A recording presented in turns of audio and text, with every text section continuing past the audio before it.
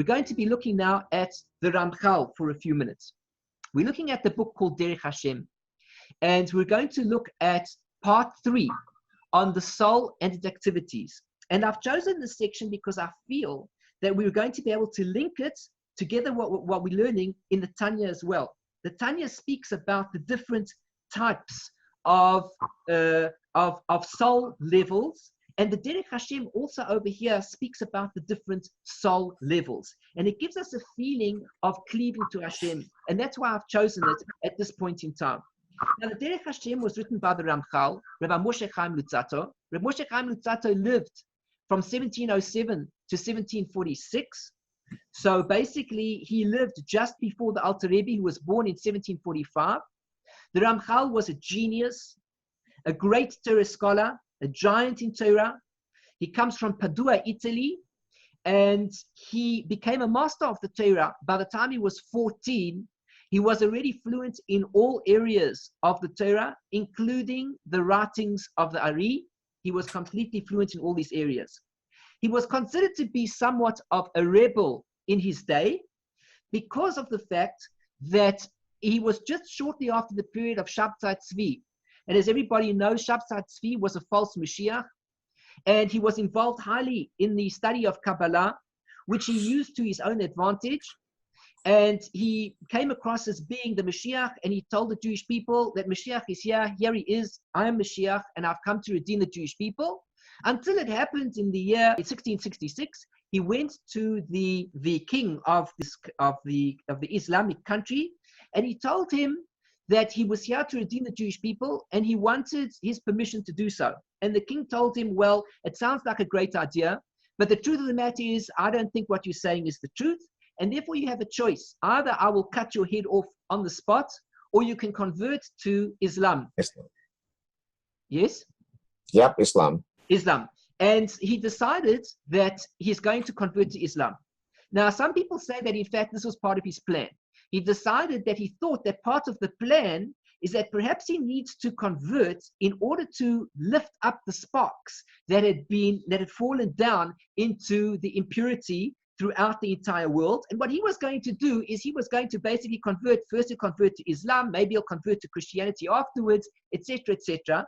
And as a result, any sparks of impurity that might have fallen in the beginning of creation from the time of the Tzimtzum and through all the different processes that took place, he would go through and he would collect them and he would purify the world in order to bring Mashiach. Wherever there were sparks that needed to be corrected, he would come and he would correct those sparks. So he thought that by converting to Islam, it would bring him into this world, and wherever he found these sparks that were necessary to be corrected, he would correct the sparks. This is what some people say.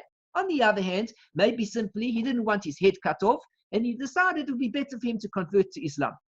So just 50 years later, 60, 70 years later, comes the Ramchal onto the scene, and he's a master in Torah, and he too is involved in this experiential Kabbalah, in this world of connecting with angels, in connecting with all the souls, connecting with Torah on the deepest levels possible. And when people saw what he was teaching, they said, another Shabtai Tzvi is on the scene, let's get rid of him. And they really, more or less, they basically excommunicated him. And the Ramchal, at a very young age, went to live in Amsterdam, and he became a cutter of lenses. He cut glass in order to make lenses for glasses, and he spent the remaining years of his life there in Amsterdam, with the exception of the last 3 years of his life, where he came to Israel, and he lived in Akko, and he died there of a plague at the tender age of, let's say, 39 years old approximately, as we see many of the great Kabbalists die at that young age, in their late 30s, early 40s. And one of the books that he wrote is called the Derech Hashem. Today, by the way, the Ramchal is accepted in all Orthodox, mainstream parts of Judaism. There's nowhere that you'll find really that the Ramchal is frowned upon. And so the works that we are learning of the Ramchal are legitimate works. Everything that he says there is accepted. In today's times, the Ramchal's Mesilat Yesharim, for example, which teaches Musar, which teaches how to work on our attributes, is accepted as a work that is studied in most Litvischer yeshivas. Straight out, it's in every way it's accepted. And the Derech Hashem is a work which systemizes all of Torah. from the beginning of understanding what life is about, to the Torah itself, to understanding the secrets of life. He puts it all into one book. It's a masterwork. And there is a translation available. It's not here online, unfortunately, but Rabbi Aryeh Kaplan did it, and it is published by Feldheim. And if you don't have it, of course, it's a worthwhile book to put in any library. And at the back, it is filled with notes and references, and can make the study really stimulating. Now, when we look at chapter 3, part 3 of the Ramchal's work, Derech Hashem, we see over here, it discusses the soul and its activities. And he starts off and he says the following. Hine, already we described in the first section, in chapter 3, which we haven't yet gone through, but pretend that we've been through it.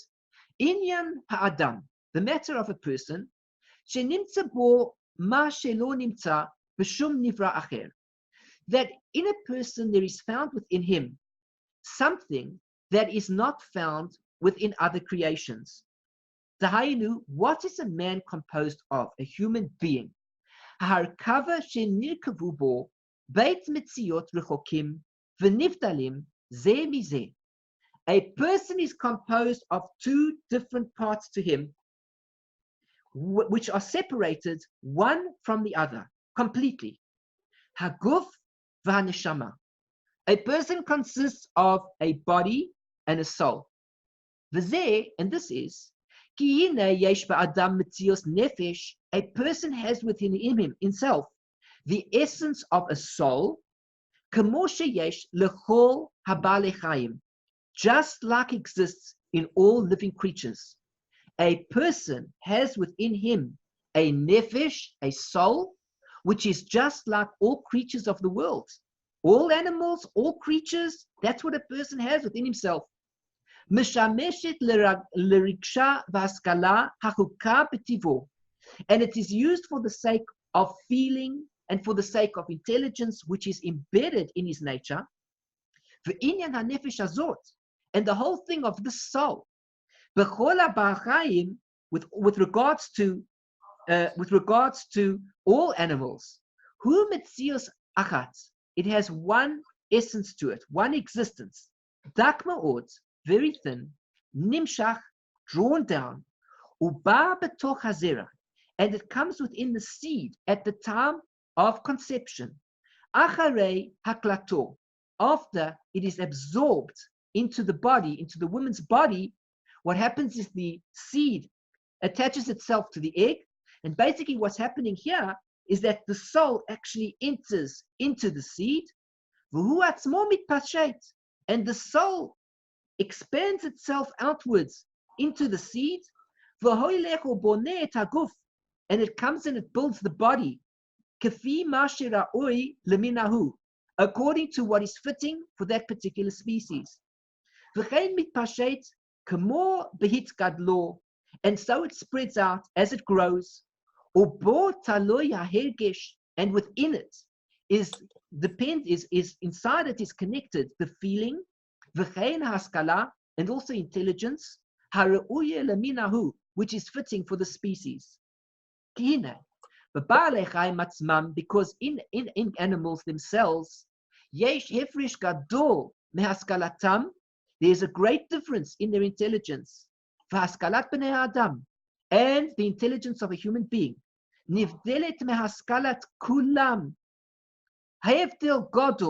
A human being has an intelligence which is far greater than all of these animals. And all of this is made through the soul,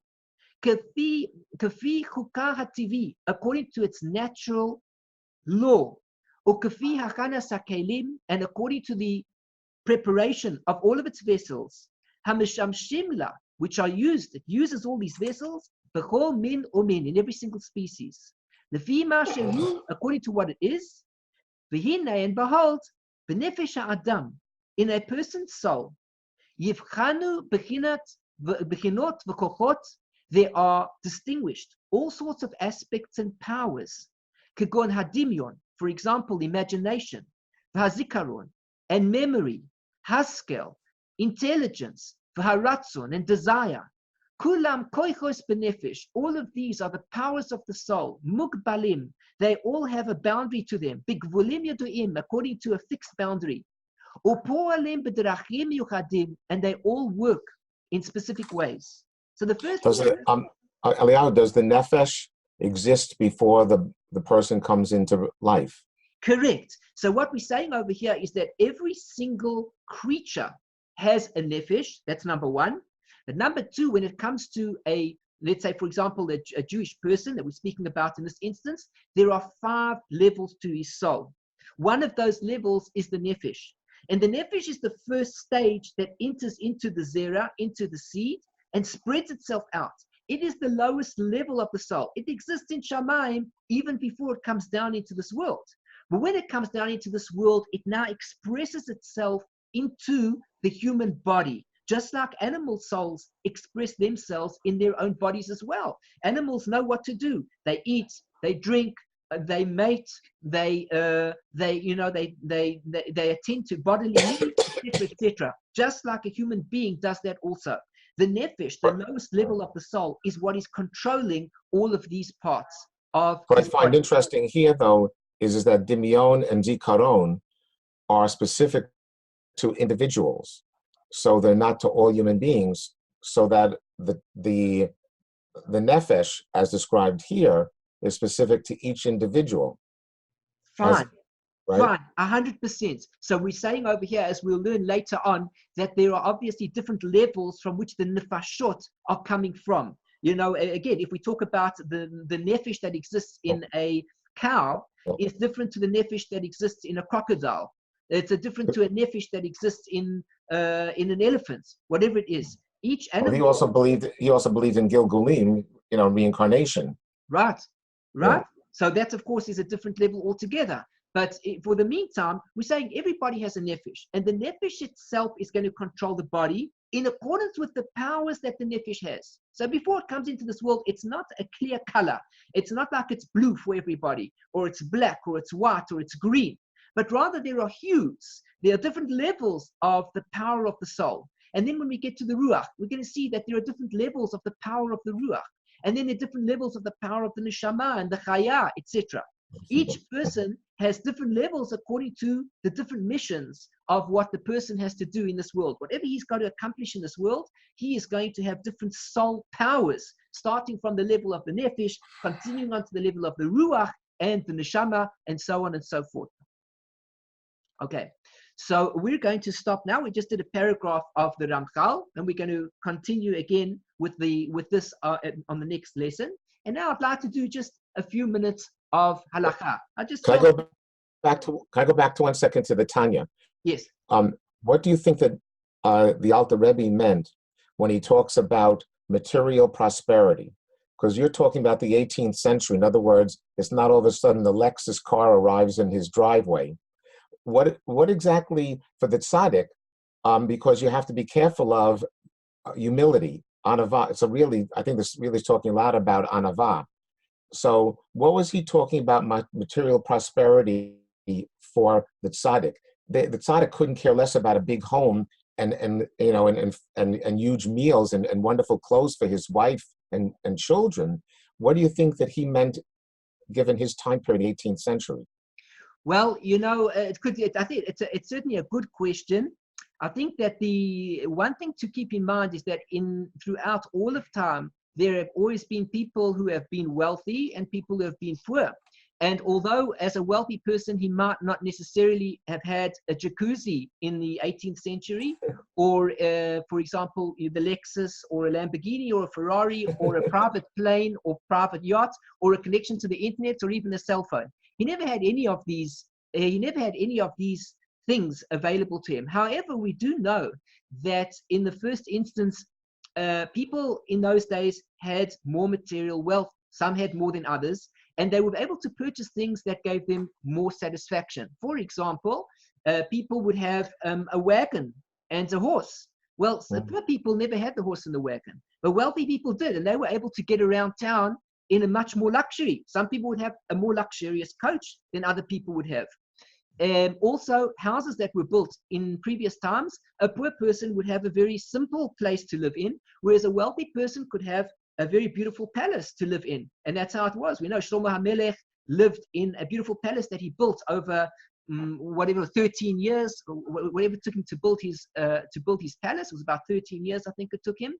And so he had this palace. While other people were living in ordinary houses, he got workers to produce a palace. And when he built the Beis HaMikdash was built with gold. It was tremendous. It was beautiful. He used the finest things. There was certainly wealth, and people certainly had the wealth. Just as yes? But I'm assuming, though, that the tzaddik had to be very careful in terms of his bechinot, how he dealt with wealth. Right. And not allow it to commit, because obviously the wealthier you get, the more opportunities you have to commit sins. Okay, so that's what you say, of course. This is the idea of what is going on in the mind of the tzaddik and what is going on in the mind of the average person.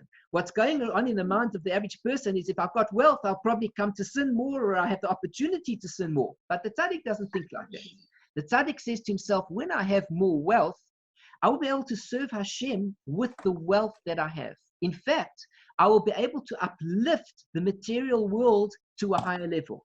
Shlomo HaMelech did do that when he built the Beis HaMikdash.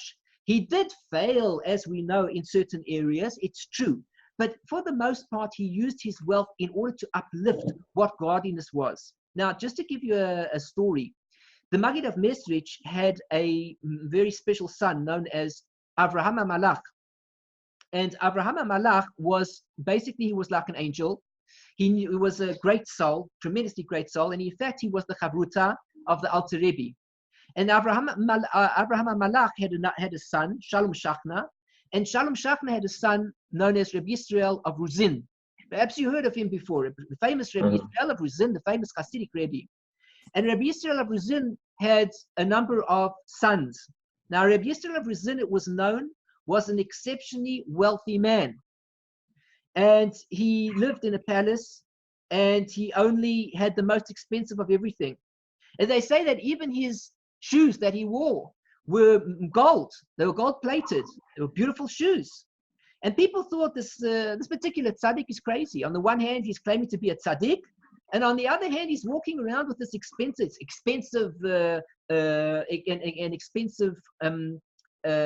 shoes, expensive garments. Whatever he had was expensive. So one day it was snowing, the story goes. And one day it was snowing, and Rabbi Yisrael of Ruzin was outside, and he was doing Kiddush Levana one evening. And when he finished his Kiddush Levana, he walked away in the snow from the place that he was standing.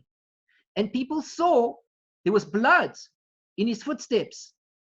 And it became apparent to them that he was barefoot, meaning to say that the outside of the shoe was gold, but he had removed the soles to walk on the ground.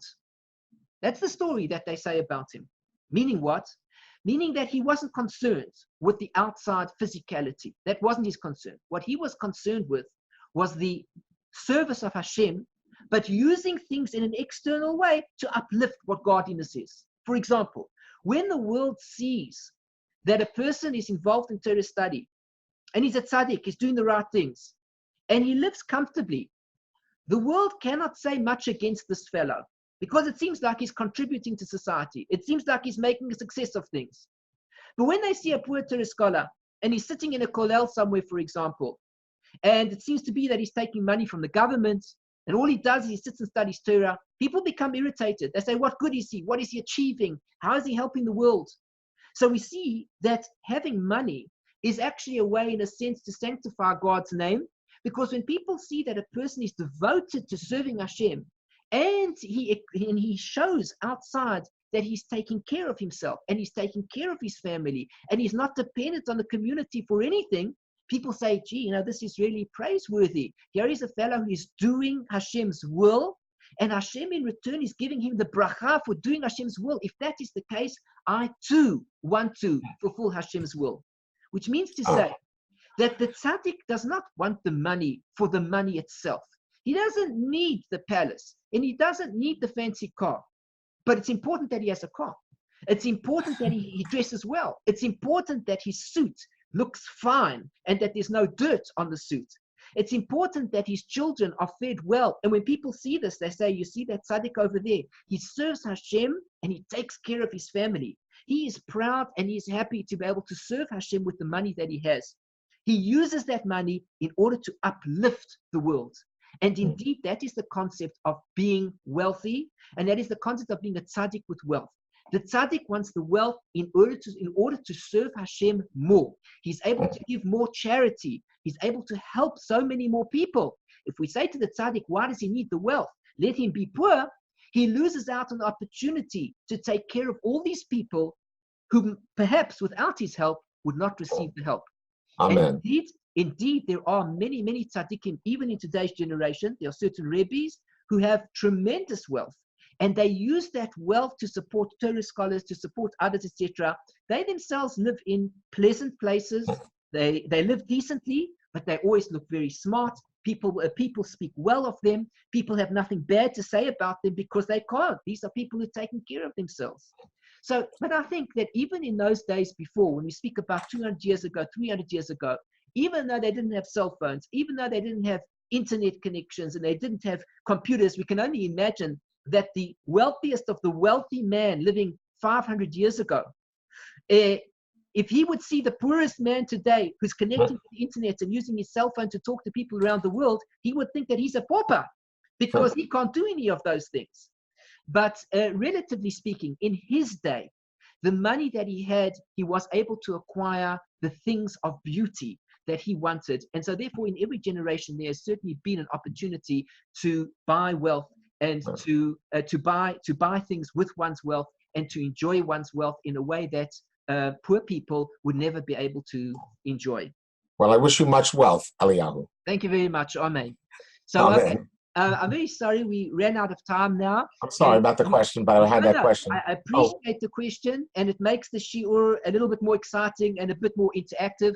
I feel that a shiur with a bit of a group and a bit of a discussion makes for a real shiur. People can hear and take part in it, and that is what the learning is about. Wherever we go with it, we're learning together, we're growing together, whether it's the things that we grow with and we succeed, or whether it was the mistakes that we made along the way and we correct later on. Whatever it is, we grow together. And I believe that's what a shiur should be.